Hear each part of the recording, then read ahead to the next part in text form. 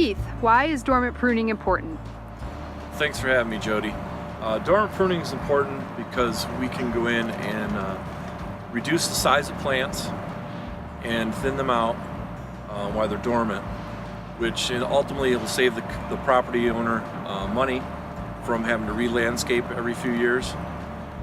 Also, it can be a safety issue if you have overgrown shrubs that might be by a doorway or an entryway. What's the difference between seasonal pruning and dormant pruning? Seasonal pruning is usually when we're just going and taking off this year's growth. We're maintaining the size of the shrub. With dormant pruning, we can make much more aggressive cuts because the plant is dormant. We can see inside the plant, so we can get any dead or crossing branches that are inside the plant taken out at that time. How does dormant pruning assist in the health of the plant? By reducing the height and thinning out, it allows air and water and light to get into the middle of the plant, which promotes growth in the spring and also larger flowers if you have a flowering shrub. What if the shrub or tree is severely overgrown?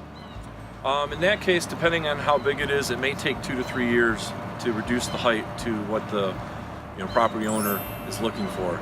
Because we recommend we only take 1/3 of the plant material out each year. What is the recommended time of year to dormant prune?